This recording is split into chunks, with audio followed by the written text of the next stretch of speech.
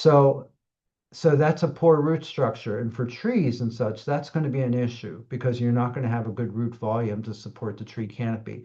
And without a good root volume, you don't have the ability of the plants to take up water in in the landscape setting. In the beginning, you really have to be focusing on that because the root ball is small to begin with.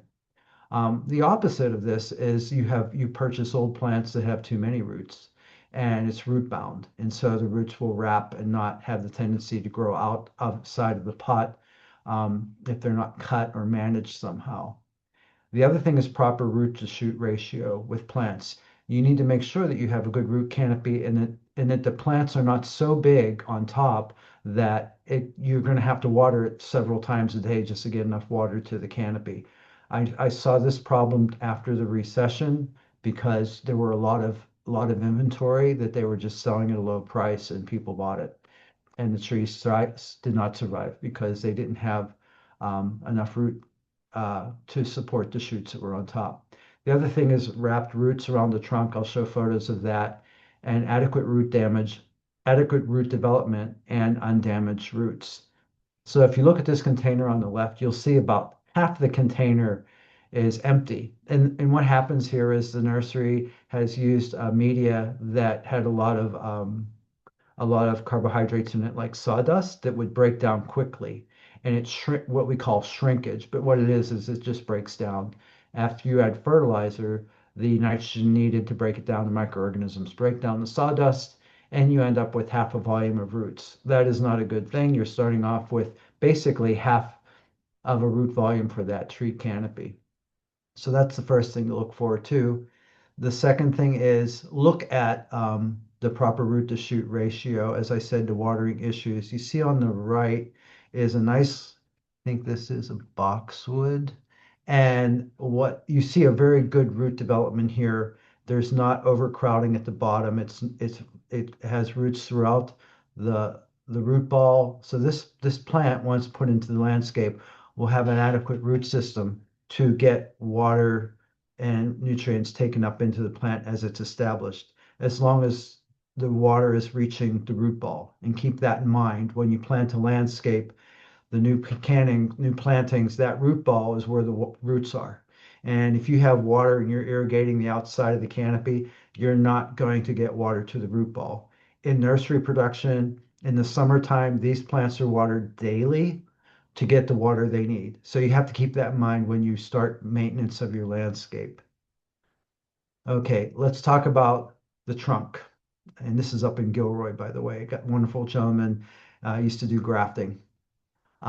So look for things in the containers when you're selecting them.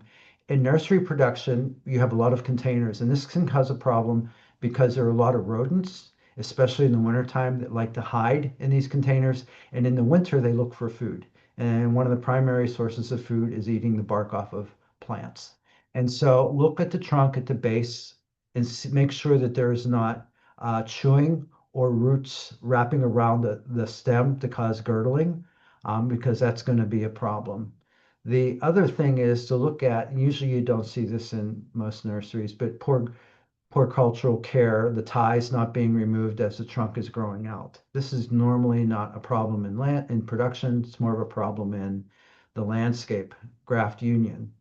So make sure the ties and stuff have been removed in production so that you don't see constrictions in the stems as the plants were developing. The other thing to point out is let me see if I can go back. Yeah. In the nursery setting, I don't have a photo of this, but plants are grown very close together, and they try to get the 7 foot of trunk that you need for clearance for um, most requirements for landscapes, especially in medians. And what the growers will do is they'll leave the leaves on the trees on the stem to get that caliper so that you have good caliper development, but the trees are also shaded. Once you get these out into full sun, you have to be careful that adequate watering is so you don't get sunburn. The other thing is with palm trees, there's a little bit of a difference. When you're buying things with stem caliper, most plants like queen palm trees will not thicken in trunks. Once the trunks grow straight up, that's the thickness. And you can see this queen palm up in the upper right was planted and the plants were close together and they grew out very thinly. And this never did get a good trunk on it. So the plant, surprisingly, the canopy up here is not too bad, but not what it could be for a queen palm because its stem caliper is not there. And you never will get that. It will not thicken once you put it in the landscape. And the other thing is on the lower right is you have to have a good stem caliper and you also have to loosen the ties and make sure things are adequately allowed to bend in the wind somewhat. Otherwise, it's like wearing a cast on the leg when you break your leg. If you ever broken your leg, once you get that cast off, the you don't have the muscle strength to stand on that leg yet. Well, it's the same with trees. If the stems are kept in place for too long and those stakes are in too long, once you take those stakes off, they will just blow over or they'll lean because they've never been able to develop the caliper that was needed by a little bit of movement that they have in the landscape with the wind. And then, of course, you need to select if you're looking for multiple stems with some trees. Although in California, I must say, it seems like the closer you are to Disneyland, the more we have lollipop trees, which drives me bananas. Crepe myrtles should be multi-trunked as far as I'm concerned, but that's a personal opinion. This is Magnolia solangiana alexandrina.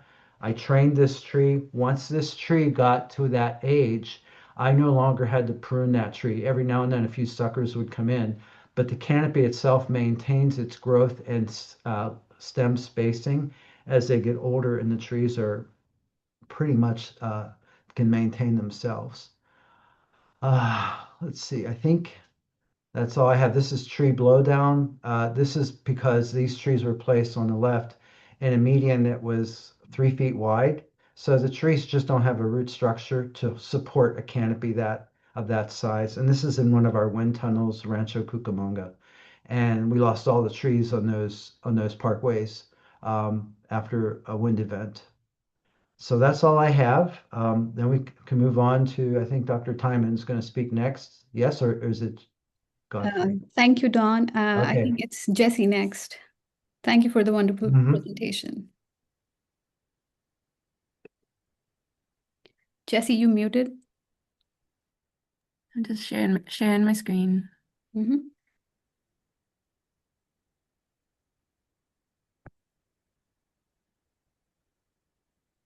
Okay, can you see my slides? Yes. Okay. So I'm going to talk about shade tree pruning in the nursery for structure in the landscape. So it's their ultimate purpose in the landscape. I'm going to speak kind of from the perspective of three guiding documents. The first is written for urban foresters to inspect nursery stock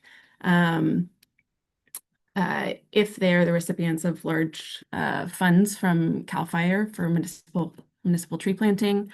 I'm going to frame most of the presentation using that document because the authors of that document are currently working on a high-grade tree specification for California. And so I think that you can expect, hopefully by the end of the summer, to have those documents in hand, as long as some videos that they're working on with Cal Poly for nursery production. The other two documents are the ANSI standards, which talk just a little bit, very little bit about structural pruning of shade trees, and mostly they link to the ANSI standards for tree and shrub pruning, and that's where you can find a lot more information about some of the stuff that I'll be talking about today. So from that CAL FIRE standards and specifications document, I've bolded a few of the really or any of the items in that document that I think pertain to structure. So your clients are being inspected or instructed to inspect shade trees for typical crown form and density for the species, including the presence of a central leader intact at the top of the tree, as well as typical branch length and diameter for the species, no damage, relatively straight vertical trunks, ideally without the assistance of a stake. And again, no damage except for proper pruning cuts. So I'll go through all of those bolded statements one by one, and then I'll talk a little bit about proper pruning cuts. So typical crown form and density for the species. Some species are predisposed genetically to have kind of like an ideal structural form, which is like a strong central leader, which suppresses the growth of lateral branches below it, and kind of distributes those lateral branches evenly around the stem and up and down the stem. Others are more naturally rounded. And so knowing your species and what it's predisposed to in its young life may help you make decisions around how you want to approach pruning that specimen or that species in your nursery. If you have a tree which is predisposed to being rounded at a young age, then it might take more work to get that strong central leader, or to discourage something called codominant stems. So a lot of these images are coming from Dr. Ed Gilman's work. All of it is on his website still at University of Florida. He's an artist, so which is a wonderful extension skill to have, because you can really show people what you're talking about instead of just talking to them. So in this case, you can see the strong central leader on the left. That's a desirable shade tree structure. A non-desirable shade tree structure, unless it's a multi-stem that Dawn was mentioning a bit, is this on the left. And it's not desirable because of those two stems that are in the center, and they're meeting at a single point. So as those stems get larger over time, they are codominant and kind of at equal rates. Those weights are pulling apart at the same joint, which is just structurally not very strong. And Lydia's going to talk a little bit more about that. I just did a quick Google search so you guys could see some of what tree failures from codominant stems look like in the landscape. I'll say this is one of the only things that's pulled out in the ANSI standards for nursery stock as a priority for tree structure. It's one of the minimum quality requirements for shade trees. So no codominant stems. They don't specifically call out that central leader, but they do call out no codominant stems. So typical branch length and diameter for the species. Generally, that means preserving the temporary branches rather than lollipopping a tree, as Dawn also mentioned. There's a few reasons for that. I'm sure you guys can think of many of them. One of them is that you're removing photosynthetic material from the tree. The tree needs that photosynthetic material to build caliper, to build strength. Another reason is you end up I'll get to the next one in a minute. Relatively straight vertical trunks, ideally without a stake. Dawn also mentioned this. I think I read a paper at some point where they were talking about the reasons why a tree staked grows tall, and even in the same light conditions, and not sturdy. And the hypothesis there, they didn't get at the mechanism, but the hypothesis was that a tree perceives competition, right? If it can't move, if it's not bending in the wind, it perceives competition, even where there may not be any competition for light. And so it prioritizes upward growth instead of radial growth. And if it doesn't get that radial growth, then, as Dawn mentioned, it may blow over in the wind. So relatively straight vertical chunks, ideally without a stake. They can hold themselves up on their own. So these trees on the left, they're relatively straight. they've been flagged, they've been tagged by a nursery for some preferred client who asked them to be. They could be better though because the stakes could be removed and we could see whether or not they're floppy, right? They've got those well-distributed leaves, well-distributed temporary branches up and down the stem, but they are still staked. Also, no indications of sunburn. So that's something that's called out in that CAL FIRE document. That's something else. That's the other thing that I was that I got ahead of myself on.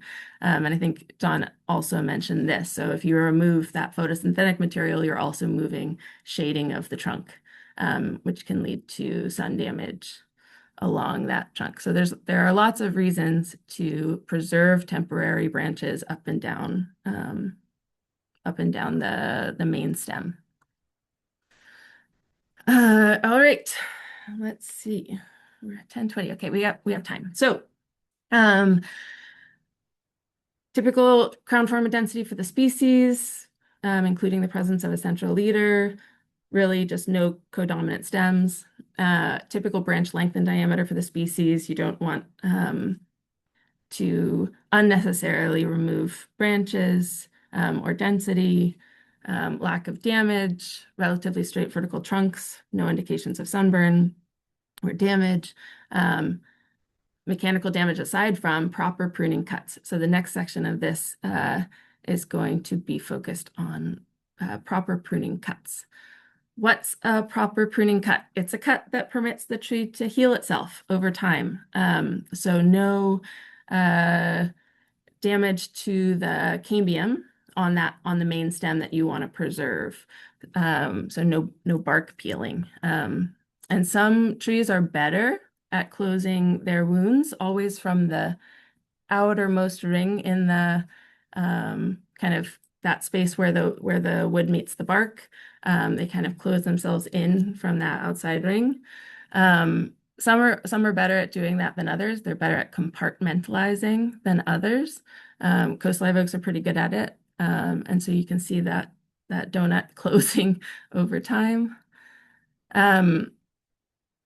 If you would like to study kind of proper pruning practices more carefully, you're directed both in the ANSI standards for nursery production and here today to pick up the ANSI standards for pruning.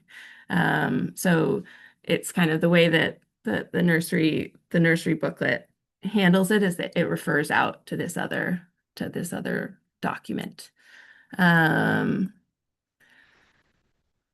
What is a proper pruning cut? So, and all of this is in there. So it's not a flush cut. So it's not a cut that's like perfectly parallel to the stem, which cuts into the branch bark ridge or the branch collar. That damages the parent branch. It makes a wound that's larger than it has to be.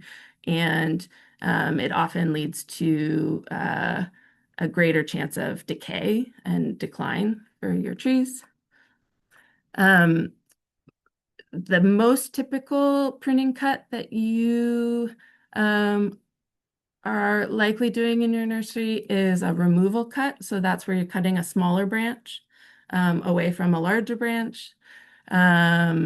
If you're doing structural pruning work, you're kind of preferring one leader over another. So again, pardon me, you're not cutting into the branch bark ridge, which is that little seam between your main stem and your lateral branch. And you're not cutting into the branch collar, which is this swelling that you'll notice on some species, right, where a branch kind of diverges from that main stem. You can see the swelling in the picture on the bottom left. Some species don't make a visible collar. In that case, you have your imaginary line, which would be your flush cut, and then you cut at an angle to that, again, avoiding that seam, so that branch bark ridge. If you've got if you're working with a species that has a particularly narrow branch angle, or any included bark, then you're going to make your cut from the bottom up instead of from the top down. So that's a little bit different. Mostly you're making a cut from the top up, top down. There's something called a 3-part cut. If you're ever removing like really large limbs, that would only be for like really big box trees, where you remove the weight at the end of the branch before you make your final cut. I think I took that slide out though. If you've got damage to your central leader, you might be making a reduction cut. So that's where you're kind of selecting a new leader by cutting off your main stem.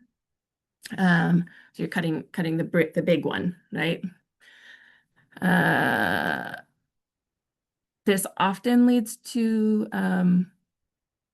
this can be more difficult for a tree to compartmentalize. So can be more difficult for it to close the wound, and some species again are better than others at dealing with that. But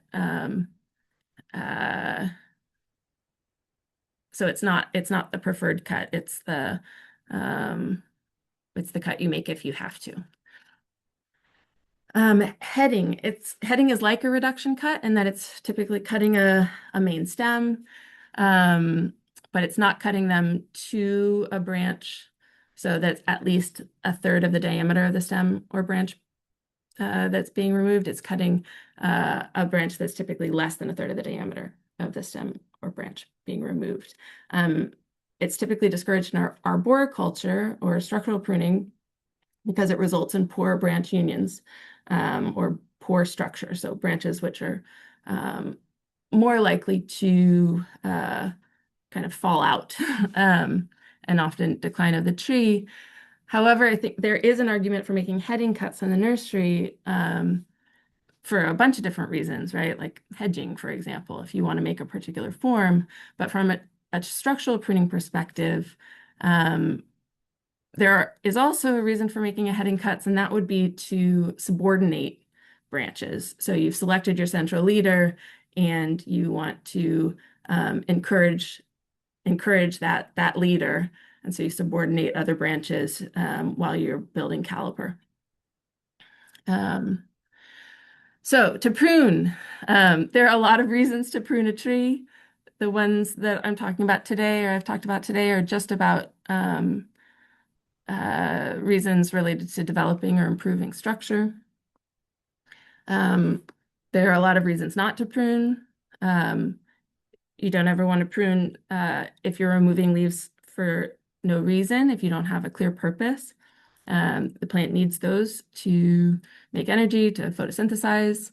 When you are making a pruning cut, you're exposing the wood to disease and to decay organisms, and you may also be exposing the bark to the sun and the cambium below it, so the living tissue below the bark, to the sun, and creating an opportunity for sunburn. When you do prune, again, identify the purpose for each cut, use the right tool for the job, pruning shears, loppers, saw. Clean your tools between specimens if there's no disease present, or maybe blocks, and between cuts if you are pruning out disease. 10% bleach will kill almost anything. Alcohol kills a lot of things, but not everything. This extension output from University of Minnesota kind of looked at some, they tested how well, or they looked at publications which had tested a bunch of different products on specific diseases. I was surprised to learn that 70% isopropyl alcohol does not kill fire blight, for example. So if you're used to just spraying your pruning shears and you're cutting out fire blight, it's not doing anything. Keep your tools sharp, use the right cut and technique. And with that, there's a lot of literature out there which talks about how nursery care influences tree structure. This paper, this is kind of all the way to the left. You've got a staked tree with all of the lateral branches removed. Then you've got a tree which is also staked, where the lower laterals were just headed, so to kind of subordinate them and encourage that that central leader, and then you've got the same thing done, but no staking, and then you've got an untouched tree. And so it's just, yeah, what we do to our trees in the nursery impacts their structure, and the structure that plants leave nurseries with impacts how they perform in the landscape. And Lydia is going to talk a little bit about that. Thank you, Jesse, for the wonderful presentation. Lydia, whenever you're ready, please share your screen. Okay.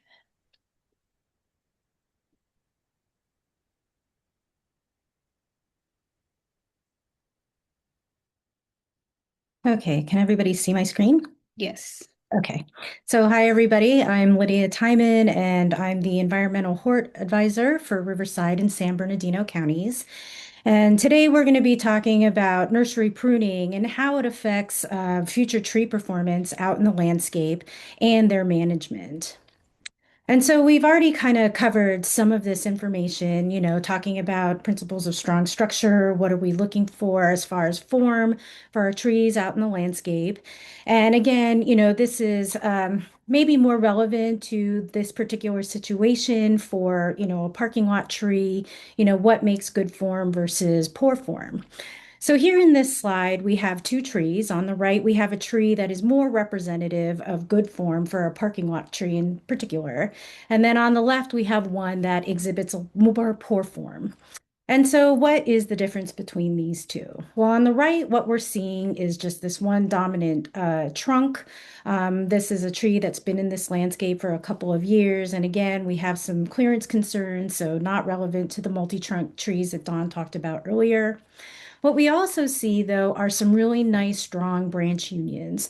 So the branch attachments into the trunk are not wide, they're not like 90 degrees, and they're not too narrow, so they're not like 10 to 15 degrees. And so this provides, you know, really nice, strong branching. It also looks like they're kind of radially arranged around that tree. And then you also have a really nice balanced canopy. The canopy is not too dense and heavy for this particular tree and trunk diameter. So in comparison, we have this tree on the left that is exhibiting more of a poor form. It does have a little bit of a dominant trunk that kind of comes up halfway, but then what you're starting to see is that split where you're seeing the effects of codominance out in the landscape. You're seeing a really narrow crotch between those two main stems. And then overall, you know, the canopy looks a little bit dense for this particular parking lot tree. So unfortunately, sometimes some of this branch structure that we're seeing out in the landscape can start in the nursery. And usually what's happening is that that central leader is headed back, and Jesse talked about heading cuts for a variety of reasons. But what happens when you remove that very top of that central leader, you remove the apical dominance. And this apical dominance is hormone controlled. And what it does is that it removes the restriction of lateral branches. And so when you make that heading cut, what you end up having is a lot of lateral branching that is originating from that single point in the tree branch or in the tree trunk. And so when the trees are young, you know, this is not a really big issue. However, you know, it really becomes a bigger problem as these trees begin to mature and grow. So here we have the effects of codominant stems. You've got a lot of stems that are growing kind of at the same rate. They're all at the same length. And then you've got these really, really narrow branch unions or crotches. So if this tree is being sold to a tree manager or a homeowner that is familiar with pruning and understands that there is a need to correct the branch faults in the canopy at this point in time, you know, the effects are pretty minimal. And so essentially what this person would need to do is kind of go in, as Jesse mentioned earlier, and select one branch to be that new central leader. And so usually the new central leader is going to be the one that's most centrally placed. And so you'll select it. In this case, this particular tree manager selected branch 3 as the new leader. But that means that they're going to have to thin out some of those overcrowding branches to make more room and space and create a better structure. So the decision would be made here to remove branch number 2. branch number 4, and branch number 5. And then you can kind of see that branch number 1 and 7s remained intact. And so you've got a really nice branching structure. So again, you have branch number 6, which is also retained. However, because it is still equal in length as branch number 3, that particular branch would then start competing in order to perpetuate this codominance. And so this is where you would make that heading cut to subordinate the branch that Jesse had talked about earlier to shorten it. And what this does then is allow that branch number 3 to regain its position as the central leader and retain or recreate that apical dominance and control the lateral branch branching along the tree. And so then once you do all of that corrective pruning, you have a really nice initial structure of the tree where all the branches are spaced radially and vertically along the tree trunk. And then again, you'll have that central leader. And so then this is like a really good starting point for that tree out in the landscape. The bigger problem comes when you have that tree that has all of that codominant stems and it's being sold to someone who is not as familiar with all of the structural pruning needs. And so these trees are then allowed to mature and grow and increase in girth and diameter. And then all of a sudden you really start to have a lot of problems, right? So here you can kind of see you had a lot of codominant stems. A number of these stems should have been removed earlier on, but this tree has been allowed to grow this way. And so you're also seeing that there's a lot of branches that are kind of originating from that same space. The other problem that you're seeing is that the branches, especially those 2 in the circle, are the same size as the branch that it's attached to. And this is creating a potential hazard because this wood is really, really heavy and may not be able to support all of that weight from, the main branch on the right, and then also that upright branch toward the left, and then including all of the canopy weight that comes along with it. And so it creates, a really structurally unsound tree. The other thing that you have is included bark, and this is where the bark from one branch starts pinching in between the 2 stems, which creates a really weak union in comparison to like a wood on wood union, right? So they're really, really weak because it's just bark on bark. Here's some other photos of included bark, and you can see it's just the bark essentially rolling in on itself. And the problem with these is that this bark on bark union, it's not solid. And so this is a really great place for debris to collect. You get a lot of moisture collection. And so this included bark area becomes then a really great entry point for decay to start to occur, right? You've got all of this organic matter, you've got a lot of moisture. And so, these trees will eventually start to rot within that union and then they weaken. And then, if there's a strong wind that comes by or the tree is under stress, then you have this potential for the tree to just essentially split. And then after that, really, there's nothing that you can do to save a tree with this much decay and with this kind of split. And so eventually the tree just needs to be removed. And so if you are a land manager and you're looking at your trees, this frequent and appropriate pruning would have helped to limit the decay entry from this from here. So here are a couple of other tree failures that were from parking lots. This is a pretty young tree. Essentially, you see the decay that developed here and the canopy weight just caused it to split and fall over.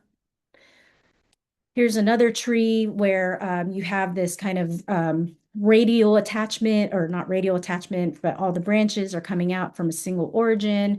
And so, this tree should have been pruned a little bit differently than to allow it to kind of lollipop at the top.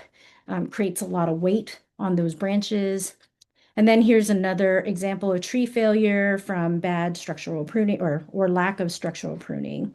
And again, when these trees are this large, there's just no ability to save them. Eventually, they just have to be removed. It can be really dangerous when they start to collapse like this. So when we're dealing with older trees or mature trees that have been in the landscape and are need corrective pruning, the question is how often and how much can be pruned. Well, unlike a young tree, sometimes this corrective pruning can take many, many years. And the pruning frequency will typically depend on the quality of the nursery stock if we're talking about young trees, but also the species, the climate. And so the longer that you wait in between pruning cycles for structural pruning will oftentimes mean that you have to make larger cuts to make those structural issues and correct them.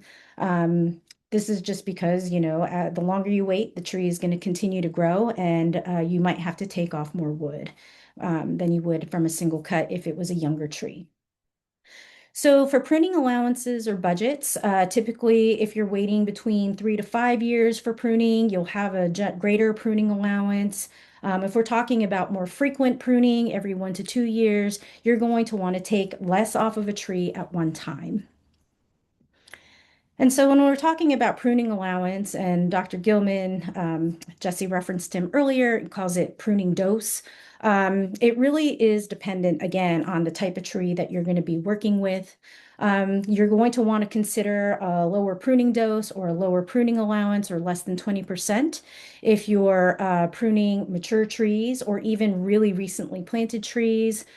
For recently planted trees, you don't want to remove too much right away because you want to make sure that the tree has had a chance to establish before you remove a lot of material. Also, in case there's any dieback from the planting or transplant, you don't want to remove a bunch of material and then have those branches die on you in the end, because then you might not end up with any branches at all. If we're talking about working in cooler climates with short growing seasons, you may want to be a little bit more conservative with your pruning allowance. And then, as we've mentioned earlier, if these trees are prone to decay, every time you prune, you're creating a wound in the tree. So if these trees are bad compartmentalizers, you're going to want to do less pruning and less removal. You can go a little bit higher. There's between 20 and maybe up to 30%, but I really wouldn't recommend any more than that. On young, vigorous, healthy, established trees, they can tolerate a little bit heavier pruning.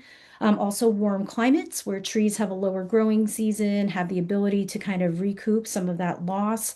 And then again, if you're a good compartmentalizer, you're going to be able to tolerate a little bit more pruning without any risk of disease or pest infestation.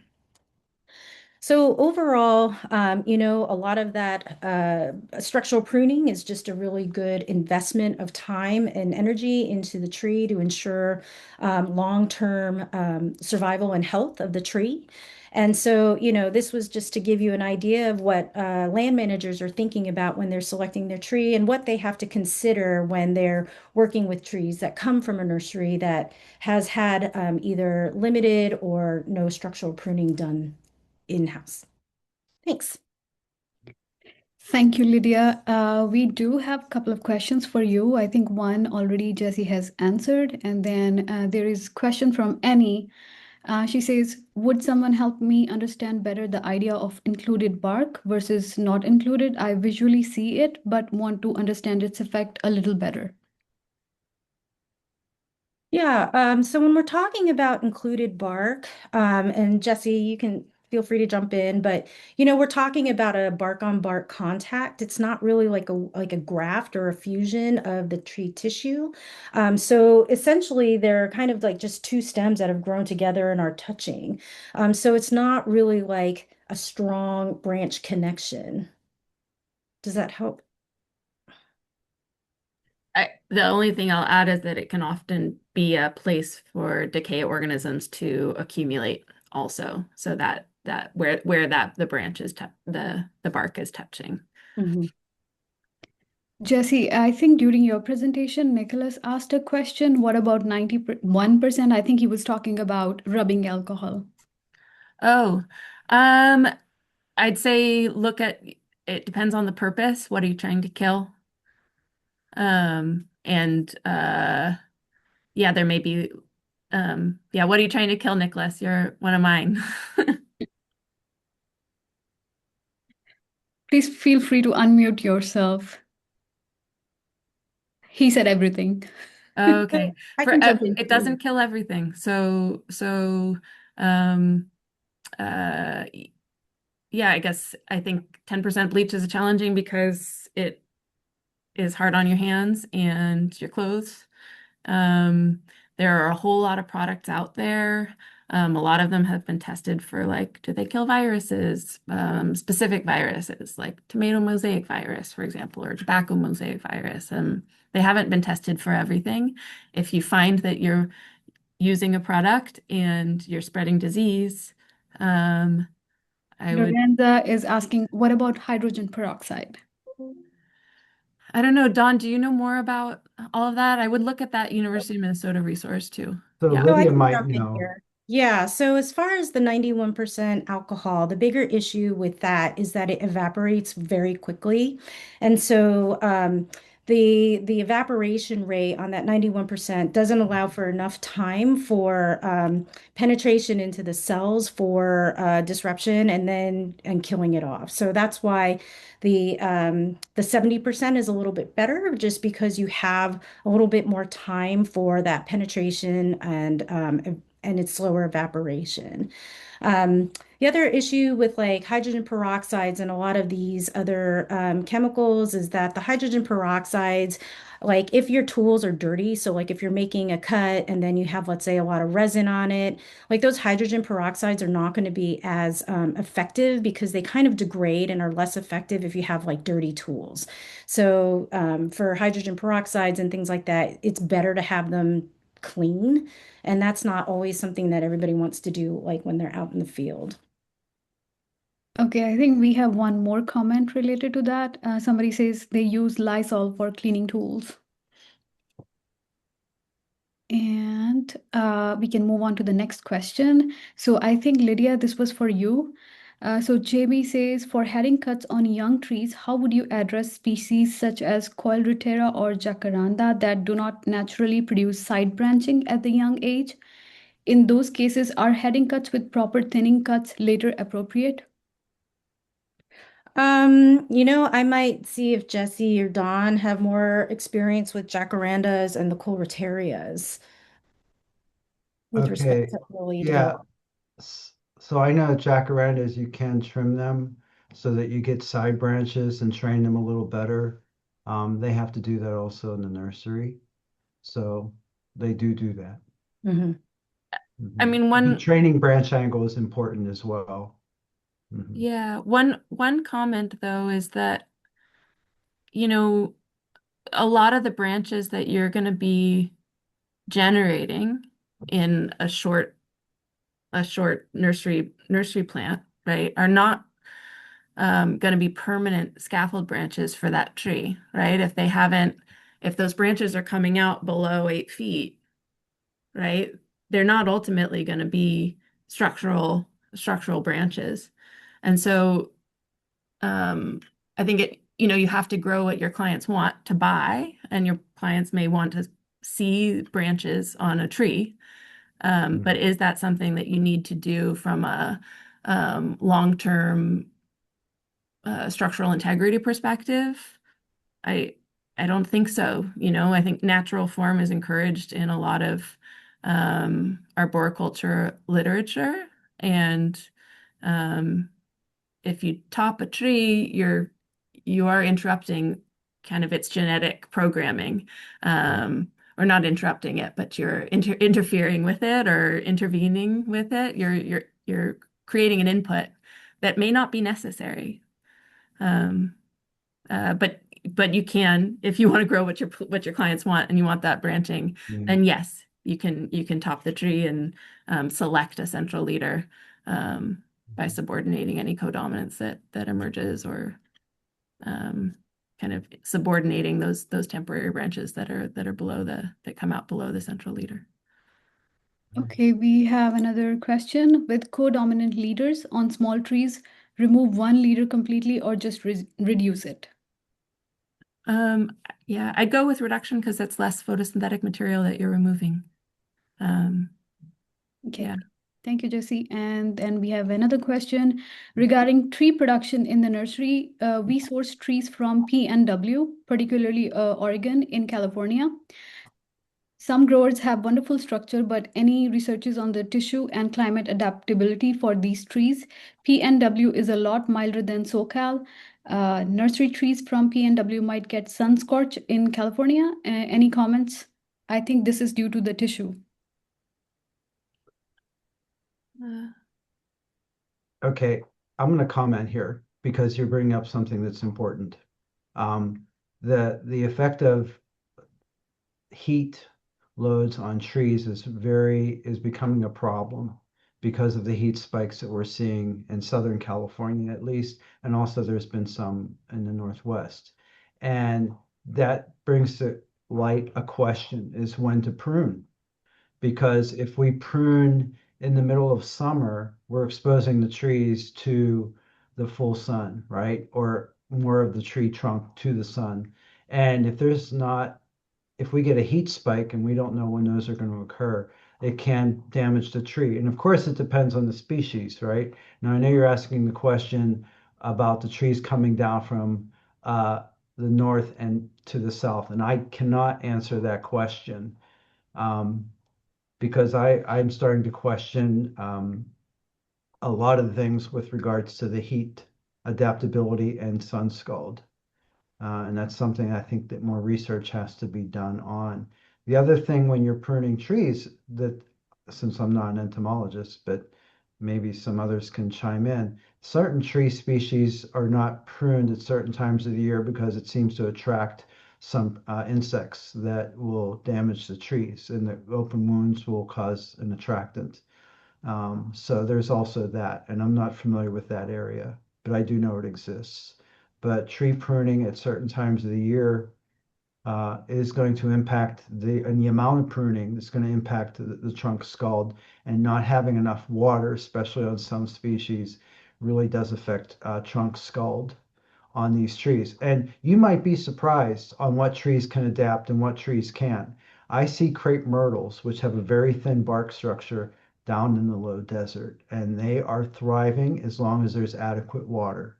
So, but to point that out, I can also tell you that the low desert is different from even Los Angeles, because in the low desert, temperatures start going up gradually in early spring. So these plants are able to adapt to the heat as the season progresses. So even though they are adapted to the low desert, if you do not have adequate water, if we get a heat spike further near the coast, you may actually see some tree damage on the bark, which you wouldn't expect because you see these plants growing in the low desert perfectly fine.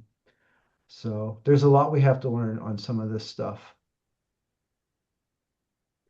Thank you, Don. And I think we have one comment from Dave.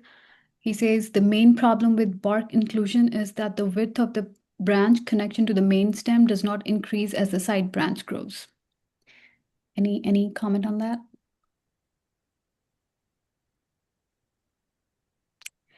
And then we have another question from Jacqueline. She says, how do you feel about painting the bark? So I know in Arizona, I see people painting the trunks to keep the sunburn off of them. I haven't looked at those quite closely. So I know I do see it in Arizona. I don't see it so much in the low desert, though. Does Lydia or Jesse have any input on that? I wish we had someone from Arizona here. Yeah, I know that orchard crops paint their trunks, and it's kind of like a long held practice. And I was involved in a study over the course of my PhD where we painted a bunch of almond trunks and looked at how that impacted heat at different points within the stem. And it lowers the difference, right? Like the tree stays cooler when it's really hot out. It stays warmer when it's cold out at nighttime.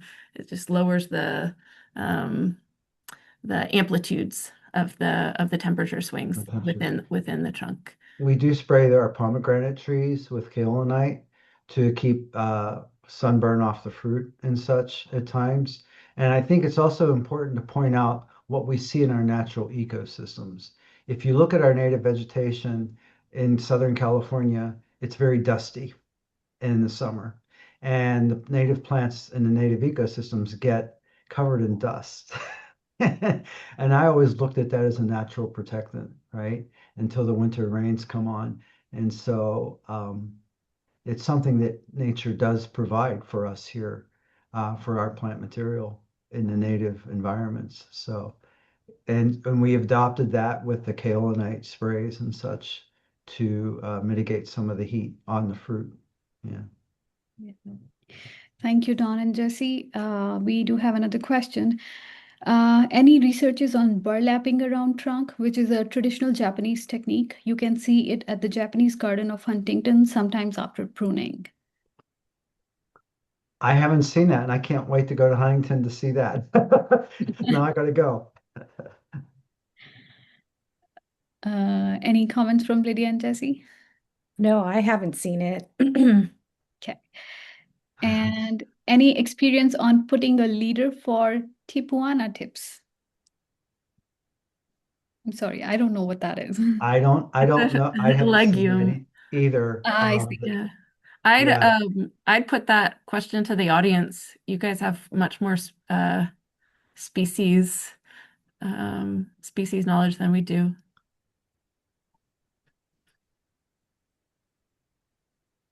Anybody? So I know that they're used, and they also grow out in the desert well, and so they grow fast and that. And the pruning techniques, I do not know about that, but I'm going to start asking people. We're going out to the desert next week, and I can also comment about the albedo and that reflection. That is so important. Thank you for bringing that up on pavements and the reflectance on plants. It's amazing when I go out to the desert and observe what plants are growing and where they're growing, it's quite amazing to see what plant species will survive that type of reflected heat. Yes, we can learn a lot from the lower desert. Mhm.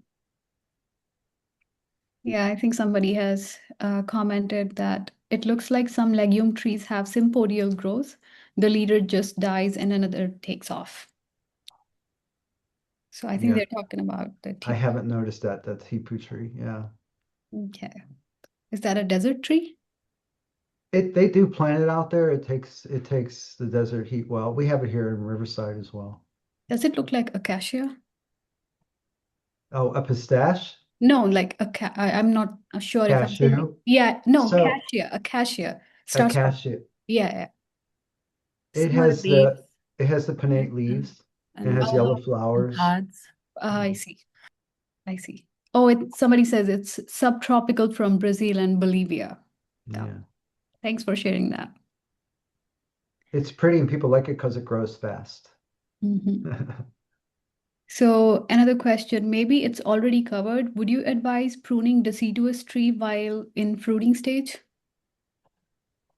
Are you talking about fruit trees or are you talking about ornamental trees with seed pods and stuff on them? Fruit trees. Fruit trees. Oh, um, usually when you prune fruit trees, the old adage, from what I've heard, and I used to work in pomology a little bit, but any summer pruning really doesn't reduce the tree growth. You have to prune them when they're dormant.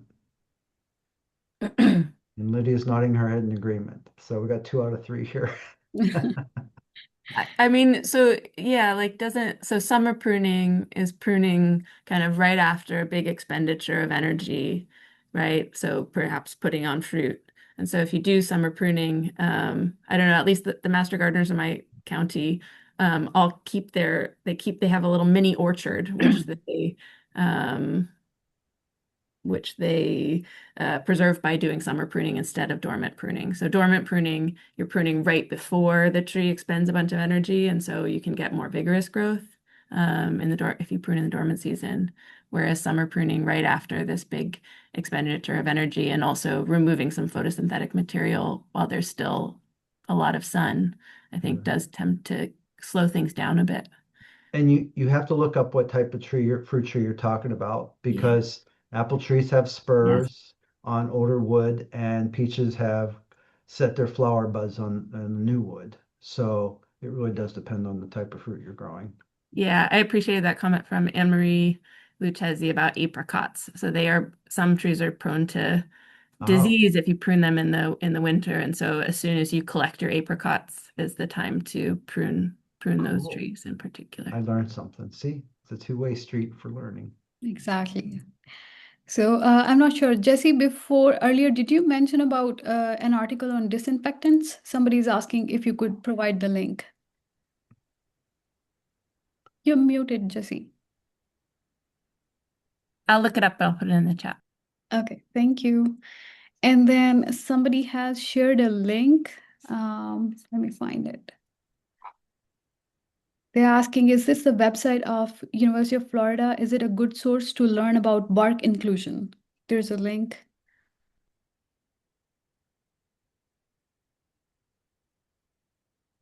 I don't see the link. But Let me isn't Ed Gilman from Florida? let me paste it again in the chat. Okay. Okay, can you see it now? Oh, yeah. Mhm. Yeah, the articles you cited, Jesse, were from, some of them were from Ed Gilman. And I think he's at University of Florida. Yeah, he's emeritus, but all of the material from his career is still available. Yeah. Okay. Okay, do we have any more questions? Please. Okay, another link in the chat. They're asking if it's a good reference.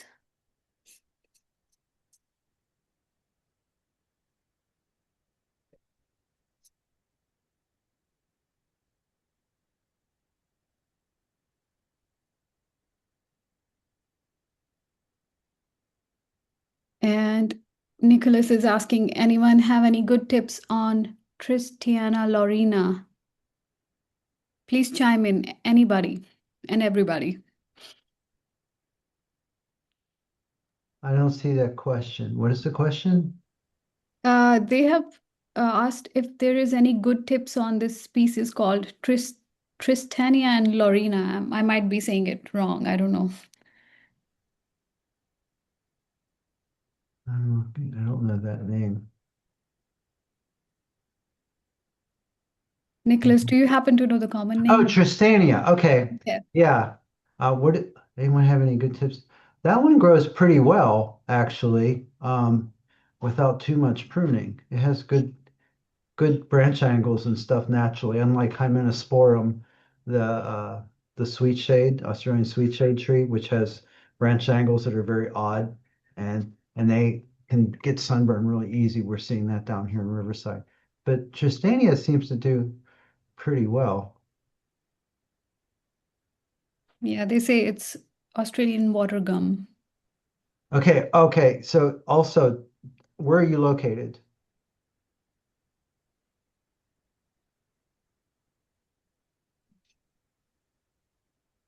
North, Growing up quickly. So Northern California and Northern California. Oh, okay. Yeah, we're having problems down here. They're getting sunburn. They don't like the heat. So they've stopped recommending them here. So I don't have any recommendations for getting them more upright. They tend to be more rounded in their habit.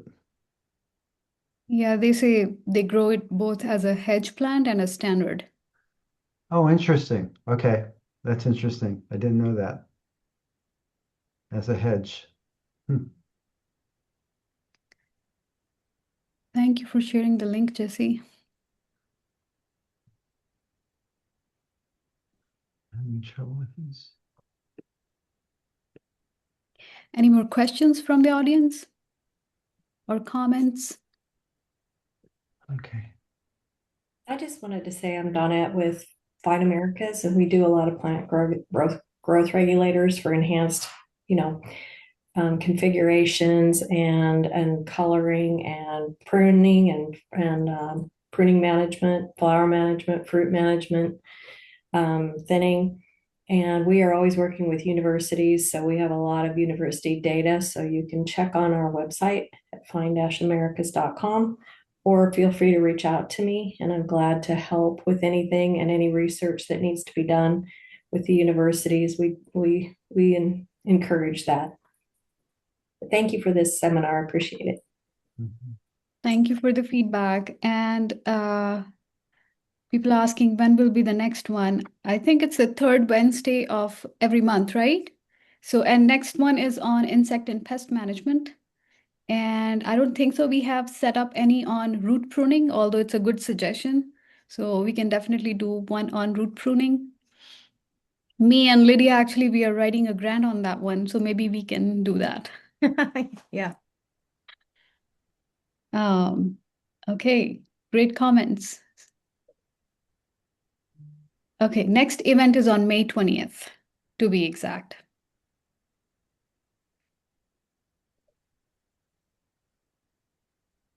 Any more last minute questions? What was that website for Donnet Bulk that you had? I don't know if you can put it in the chat. I did. It's www.fine-americas.com. We do the Grower Talks magazines with the PGR guides that come out, the annuals and perennials, and we're doing a lot of woody ornamental research right now with Ohio State and Michigan State. So, Yep. and North Carolina State and a lot of different universities. So we're happy to, if we need, if people need help, let us know so we can get that research done. Okay, thank you. Thank you for sharing that.